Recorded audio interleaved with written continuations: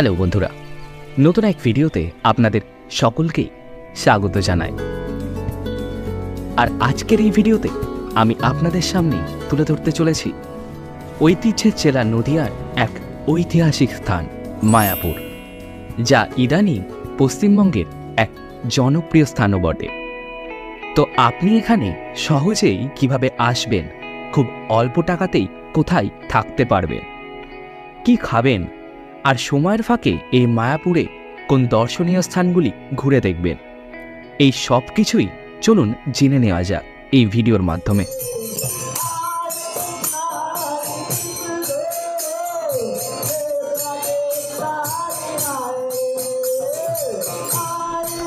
তবে কৃষ্ণপ্রেমে মাতোয়ারা হয়ে এই নৃত্য করে ফেললেও বেশ কিছু কাজ আছে যেগুলি না করাই ভালো, সেগুলি আমি আপনাদের জানাচ্ছি। তবে এখন জেনে নেওয়া যাক কিভাবে এখানে আসবেন। এক্ষেত্রে লোকাল ট্রেনে করে হাওড়া কিংবা শিয়ালদা থেকে দুটি পদ্ধতিতেই মাত্র 58 টাকা খরচ করে খুব সহজেই আপনি মায়াপুর পৌঁছে যেতে পারেন। প্রথম পদ্ধতিটি হল শিয়ালদা থেকে কৃষ্ণনগরগামী যে কোনো লোকাল ট্রেনে উঠে পড়ুন এবং চলে আসুন কৃষ্ণনগর সিটি জাংশন। ভাড়া পড়বে 25 টাকা, সময় লাগবে 2 ঘন্টা 10 মিনিট মতো। এবং কৃষ্ণনগর থেকে অটোতে 30 টাকা ভাড়া দিয়ে 30 মিনিটেই চলে আসুন স্বরূপগঞ্জ ঘাট। এবং স্বরূপগঞ্জ ঘাট থেকে ফেরিতে মাত্র 3 টাকা ভাড়া দিয়েই জলঙ্গি নদী পার করে পৌঁছে যান মায়াপুর ঘাটে।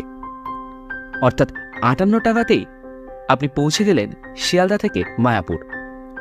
এবার আসি দ্বিতীয় পদ্ধতিতে, মানে হাওড়া থেকে যে কোনো লোকাল ট্রেন ধরে চলে আসুন নবদ্বীপ ধাম স্টেশনে। ভাড়া পড়বে 25 টাকায় এবং সময়ও লাগবে 2 ঘন্টা 10 মিনিটই। নবদ্বীপ স্টেশন থেকে বাসে কিংবা অটোতে চলে আসুন নবদ্বীপ ঘাটে। এক্ষেত্রে বাসের ভাড়া 15 টাকা এবং অটো ভাড়া 25 টাকা, সময় লাগবে 25 মিনিট মতো। তারপর নবদ্বীপ ঘাট থেকে ফেরি নিয়ে মাত্র 8 টাকাতেই পৌঁছে যান মায়াপুর ঘাটে। অর্থাৎ এভাবেও 58 টাকা খরচ করে আপনি পৌঁছে গেলেন মায়ার নগরী, মানে মায়াপুর ধামে। এছাড়াও বাসে করে পশ্চিমবঙ্গের বিভিন্ন জায়গা থেকে মায়াপুর পৌঁছাতে পারেন। আর একদিনের মধ্যে সম্পূর্ণ ঘুরে দেখতে হলে মোটামুটি সকাল 10টার মধ্যেই মায়াপুর পৌঁছে যেতে পারলে ভালো হয়। ফেরি করে ঘাট পার হতেই রাস্তার দুধারে চোখে পড়বে অনেক হোটেল। তবে হ্যাঁ, ফেরি কিন্তু সকাল 6টা থেকে রাত 9টা পর্যন্তই আপনি অ্যাভেলেবেল পাবেন। এবার আসি হোটেল কোথায় নেবেন। দেখুন, এক্ষেত্রেও আপনার কাছে দুটি অপশান আছে। প্রথমটি ইসকন চত্বরের বাইরে, মানে এই সকল প্রাইভেট হোটেলগুলিতে, যেগুলির ভাড়া মোটামুটি 400 টাকা থেকেই শুরু হয়। মন্দির থেকে কাছেই এমনই কিছু হোটেলের ফোন নাম্বার আমি আমার ডেসক্রিপশন বক্সেই দিয়ে রাখলাম। এবার আসি দ্বিতীয় অপশান, মানে মায়াপুর ইসকনের ভেতরের ভবনগুলিতে, যেমন গদা, গীতা, ভামসি, চক্র ইত্যাদি ভবনগুলি। এবং এই সকল ভবনগুলির ভাড়াও 300 টাকা থেকেই শুরু। এবং ভবনের নিচের ফ্লোরে রয়েছে মহাপ্রসাদের ব্যবস্থা, সেগুলি আমি জানাচ্ছি। তবে ইসকনের মধ্যেই গৌরাঙ্গ কুঠুরে আপনি সব থেকে কম খরচে থাকতে পারেন, মাত্র 100 টাকায়। হ্যাঁ, ঠিকই শুনেছেন। তবে এই সকল ভবন এবং কুঠিরের লোকেশন এবং ফোন নাম্বার আমি আমার ডেসক্রিপশন বক্সে দিয়ে রাখলাম। আপনারা চাইলে অনলাইনেও হোটেল কিংবা ভবনগুলি বুকিং করতে পারেন। কিন্তু হ্যাঁ, হোটেল কিংবা ভবনগুলির মধ্যে জনসাধারণের পছন্দের তালিকায় প্রথমেই কিন্তু থাকে এই ভবনগুলি। কারণ মূল মন্দির থেকে ভবন কাছে হওয়ায় মঙ্গল আরতি ও সন্ধ্যা আরতি দেখতে বেশি হাঁটতে হয় না। আরও রয়েছে বিভিন্ন সুযোগ সুবিধাও। আচ্ছা, এবার আসি খাবার ব্যাপারে, মানে মায়াপুর এসে আপনি কি খাবেন। দেখুন, মায়াপুরে এসে বাইরের হোটেলে খাওয়া মানে সেটা বোকামিই হবে। তাই ইসকনের ভেতরেই বিভিন্ন ভবনে মহাপ্রসাদ গ্রহণ, মানে মধ্যাহ্নভোজটি সেরে নিতে পারেন। তবে মাথায় রাখবেন, একদিনের ট্যুরে মায়াপুর পৌঁছে সবার প্রথম কাজ হবে কুপন কেটে নেওয়া, কারণ দুপুর 12টা থেকে 1টা পর্যন্তই সকল ভবনের টিকিটগুলি আপনি অ্যাভেলেবেল পাবেন। এবং এই টিকিট বা কুপনগুলি আপনি সংগ্রহ করতে পারবেন মায়াপুর ইসকনের 1 নম্বর গেট দিয়ে প্রবেশ করে। আবার ভবনগুলির সামনে থেকেও আপনি টিকিট সংগ্রহ করতে পারেন। এক্ষেত্রে আপনি 40 টাকা, 50 টাকা থেকে শুরু করে 120 টাকার প্রসাদমও এখানে পেয়ে যাবেন। এবং নির্ধারিত সময়ে মেঝেতে বসে প্রতিদিন হাজার হাজার মানুষ সেই অন্নপ্রসাদ গ্রহণ করেন।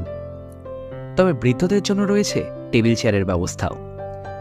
আবার আপনি ইসকনের এই অন্নদান কমপ্লেক্সে ফ্রিতে অন্নপ্রসাদ গ্রহণ করতে পারবেন। তবে তার জন্য কুপন আপনাকে সকাল 7টার আগেই সংগ্রহ করতে হবে। প্রত্যেকটি ভবনের খাবারের তালিকায় কিন্তু প্রায় একই, মানে ভাত, ডাল, পনির, তরকারি এবং মিষ্টান্ন।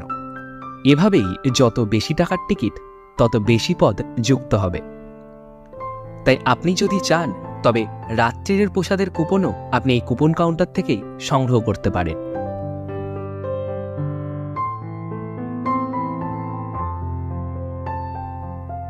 এবার আসি মায়াপুর এসে আপনি কি কি দেখবেন, মানে মায়াপুরের সাইট সিন। দেখুন, মায়াপুরের ইসকন মন্দিরের বাইরে রয়েছে কিছু দর্শনীয় স্থান, যেমন শ্রী গৌরাঙ্গ মহাপ্রভুর জন্মস্থান, শ্রী চৈতন্য মঠ, জগন্নাথ মন্দির এবং রাজা বল্লাল সেনের বল্লাল ঢিপি। তেমনি মায়াপুর ইসকনের ভেতরেও রয়েছে বেশ কিছু ঘুরে দেখার জায়গা। হ্যাঁ, মানে 1 নম্বর গেট দিয়ে ঢুকেই কুপন কাউন্টারের সামনেই আপনি দেখতে পাবেন অখণ্ড হরিনাম সংকীর্তনের স্থান,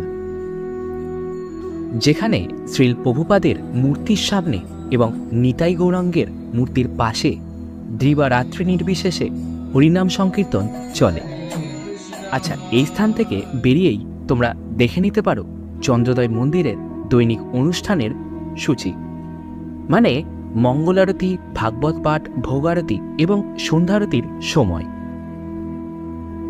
পাশেই লক্ষ্য করলে এই মন্দিরটি আপনাদের চোখে পড়বে। এটি হল মায়াপুর পুষ্প সমাধি মন্দির, বিশ্বব্যাপী ইসকনের প্রতিষ্ঠাতা আচার্য শ্রীল প্রভুপাদের স্মৃতিস্তম্ভ।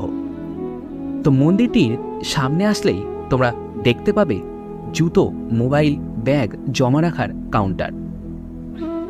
জুতো এখানে বিনামূল্যেই রাখতে পারবে, তবে ব্যাগ রাখতে 10 টাকা আর মোবাইল রাখতে 5 টাকা লাগবে। এবং এর পরিবর্তে যে কুপনগুলি দেবে সেগুলি সাবধানে রাখবে। তো বেলা 11টা থেকে 1টার মধ্যেই ঘুরে নিন এই মন্দিরটি।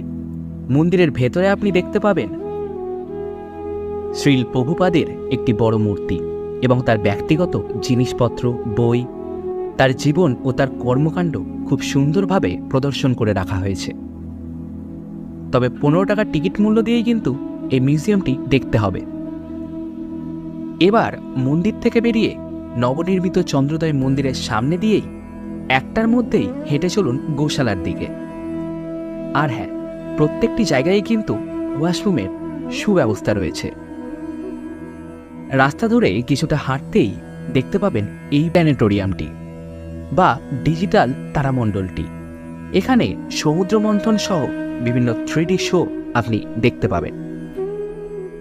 20 মিনিটের এই শো দেখার জন্য খরচ পড়বে জনপ্রতি 40 টাকা। চাইলে দেখে নিতে পারেন। দেশীয় কিংবা বিদেশের নানান ধরনের গোমাতা আপনারা এখানে দেখতে পাবেন। গরু, বাছুর কিংবা ষাঁড়ের জন্য রয়েছে আলাদা আলাদা জায়গাও। এবার দুটোর মধ্যেই ফিরে চলুন মহাপ্রসাদের উদ্দেশ্যে বা আপনার মধ্যাহ্নভোজটি সেরে নিতে। তবে এই গোশালার দই, লস্যি কিংবা ক্ষীর একটিবার চেখে দেখতে ভুলবেন না। আর যারা এই স্বাদ পেয়েছেন তারা কমেন্টে জানান কেমন লেগেছে আপনার।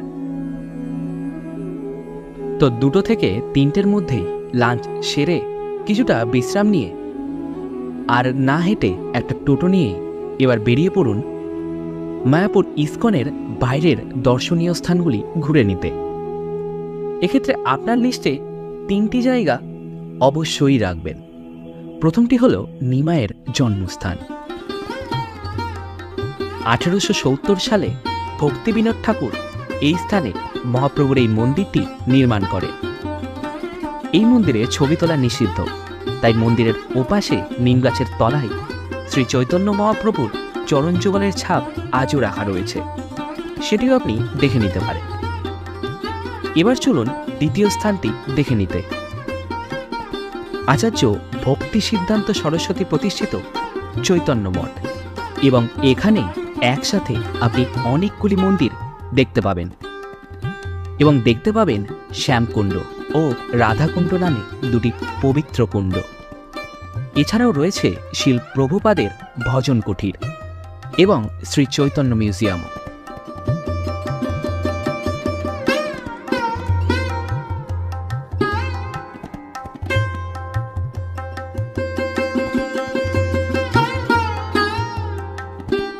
ধীরে ধীরে সম্পূর্ণটা ঘুরে দেখুন। সারা পৃথিবীর 64টি গৌড়ীয় মঠের মধ্যে সবচেয়ে প্রাচীন এই চৈতন্য গৌড়ীয় মঠ ঘুরে এবার চলুন তৃতীয় স্থানটি, মানে রাজা বল্লাল সেনের বল্লাল ঢিবি ঘুরে নিতে। ইতিহাস থেকে জানা যায় 1982 থেকে 1989 এর মধ্যবর্তী সময়ে খনন কার্য চালিয়ে এই বিরাট স্ট্রাকচারটি উদ্ধার হয়, যার উচ্চতা 30 ফুট এবং 1300 বর্গফুটের এলাকায় ছড়িয়ে আছে। এই স্থানটিও খুবই সুন্দর, নিরিবিলি এবং খোলামেলা।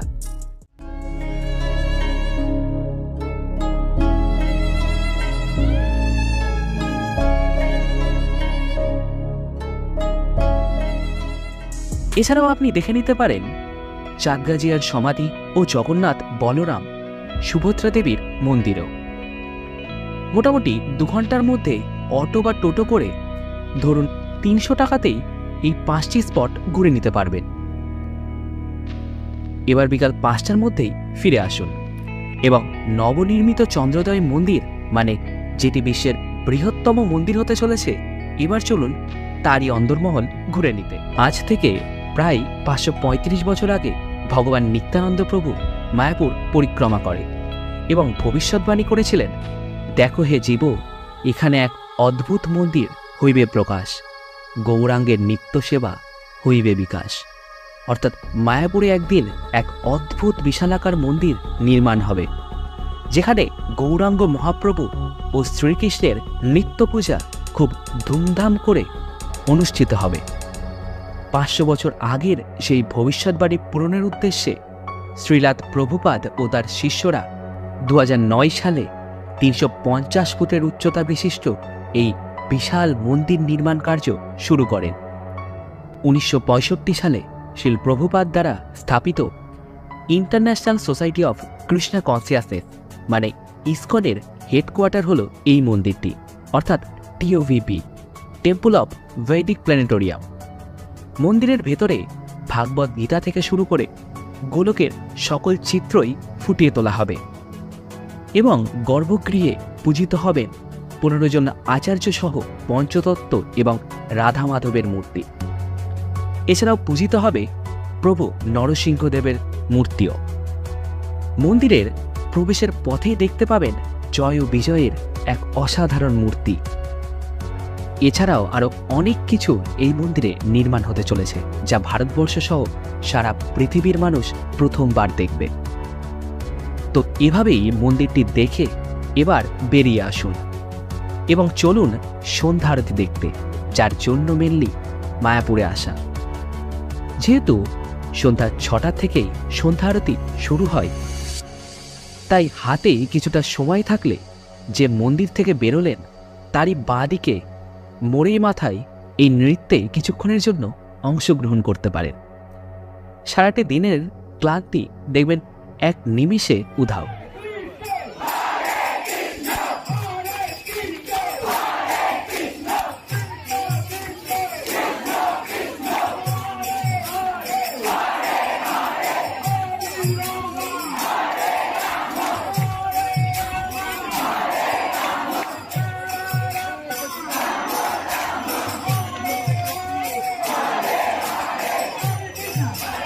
এবার ব্যাগ, জুতো এবং মোবাইল আবার একই নিয়মে জমা রেখে প্রবেশ করুন পুরনো চন্দ্রোদয় মন্দির, মানে রাধা মাধবের বিগ্রহ দর্শন করতে।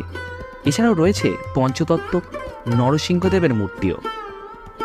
আর এখানে আপনি নিজের অজান্তেই ভক্তিরসে বিলীন হয়ে বলে উঠবেন হরে কৃষ্ণ কৃষ্ণ কৃষ্ণ হরে হরে, হরে রাম রাম রাম হরে হরে।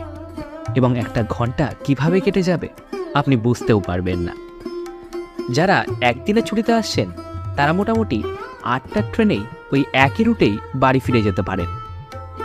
এভাবেই মাত্র 300 থেকে 400 টাকাতেই আপনি মায়াপুর ভ্রমণ করে নিতে পারেন, যদি আপনাদের টিমে মিনিমাম 3 থেকে 4 জন থাকে। তো এই ছিল আমার মায়াপুর ভ্রমণের সম্পূর্ণ ট্যুর গাইড। জানলেন কিভাবে আসবেন, কোথায় থাকবেন, কি খাবেন এবং কোন কোন জায়গাগুলি ঘুরে দেখবেন। তো ভিডিওটি কেমন লাগলো কমেন্টে অবশ্যই জানাবেন। আর আপনাদের কাছে চাওয়া বলতে ভিডিওটিতে একটা লাইক, আর চ্যানেলে নতুন হয়ে থাকলে চ্যানেলটিকে সাবস্ক্রাইব, ব্যাস। আচ্ছা, কমেন্টটা করছেনই যখন, তবে আপনাদের আরও কিছু জানিয়ে এই ধরুন চন্দন যাত্রা, স্থানযাত্রা, রথযাত্রা, ঝুলন যাত্রা, জন্মাষ্টমী, রাধা অষ্টমী, রাসযাত্রা, শ্রীল প্রভুপাদের ব্যাস পূজা ও দোলযাত্রার সময় এই মায়াপুর কিন্তু দারুণ করে সাজানো হয়। রাধে রাধে। দেখা হচ্ছে পরবর্তী ভিডিওতে। টাটা।